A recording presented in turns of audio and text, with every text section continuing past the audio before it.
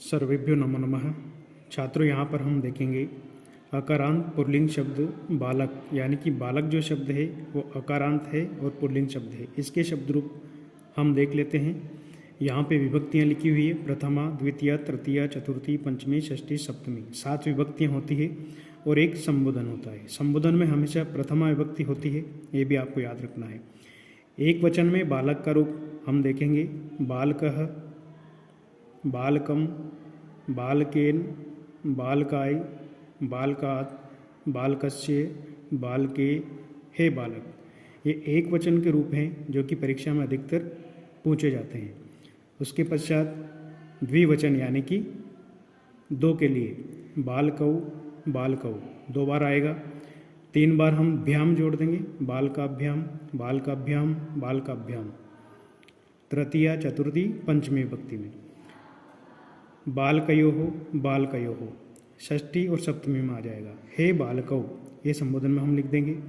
उसके पश्चात है बहुवचन बालकाः, बालकान्, बालकई, बालकेभ्यः, बालकेभ्यः, बालकानां, बालकेषु, हे बालकाः। कर्ता कारक की पहचान है ने, तो बालक है यानी कि बालक ने। एक वचन है यानी कि एक बालक ने, 2 बालकों ने, बहुत सारे बालकों ने। तो देखिए प्रथमा विभक्ति यानी कि यहाँ पर होता है प्रथमा विभक्ति में कर्ता कारक और इसकी पहचान है ने। एक बालक ने, 2 बालकों ने, बहुत सारे बालकों ने। द्वितीय विभक्ति में होता है कर्म कारक और इसकी पहचान है को। तो बालकम का मतलब एक बालक को, 2 बालकों को, बहुत सारे बालकों को। तृतीय विभक्ति यानी कि करण कारक और इसकी पहचान है से या के द्वारा, से या के द्वारा। बालकेन यानी कि बालक के द्वारा। द्विवचन में 2 बालकों के द्वारा, बहुत सारे बालकों के द्वारा। चतुर्थी विभक्ति यानी कि संप्रदान कारक और इसकी पहचान है के लिए, अर्थात इसका अर्थ क्या निकलेगा बालका यानी कि एक बालक के लिए, 2 बालकों के लिए, बहुत सारे बालकों के लिए।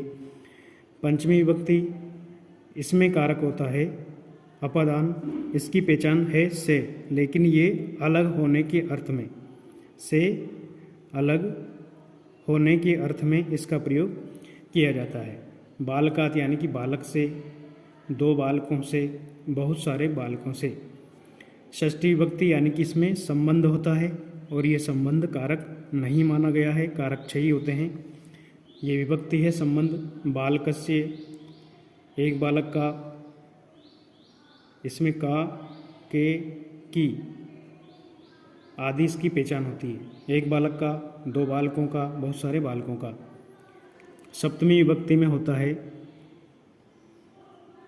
अधिकरण कारक और इसकी पहचान है में, पे या पर। इसका अर्थ निकलता है बाल के यानी कि एक बालक में, बालकयोः 2 बालकों में, बालकेषु बहुत सारे बालकों में।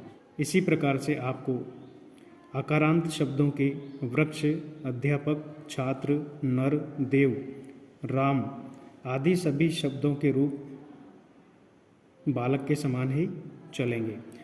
यानी कि अगर आपने बालक शब्द के रूप याद कर लिए तो आपको राम शब्द के रूप भी याद हो जाएंगे, कृष्ण के याद हो जाएंगे, वृक्ष के याद हो जाएंगे, अध्यापक के याद हो जाएंगे, छात्र के, नर के, देव के, जितने भी आकारांत शब्द हैं सभी के रूप याद हो जाएंगे।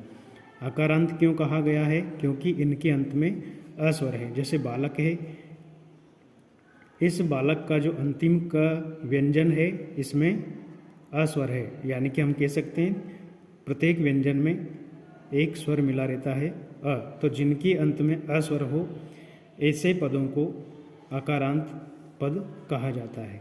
तो बालक के अंत में अस्वर है, राम के अंत में अ है, वृक्ष के अंत में अ है, अध्यापक के अंत में अ है। इसलिए इन समस्त पदों को आकारांत स्वर कहा जाता है और ये सब पुल्लिंग है, इसलिए इनको पुल्लिंग कहा गया है। इस प्रकार से हमें शब्द रूप याद करना है। पहले एक वचन के याद रखें, फिर उसके बाद आप द्विवचन के और बहुवचन के।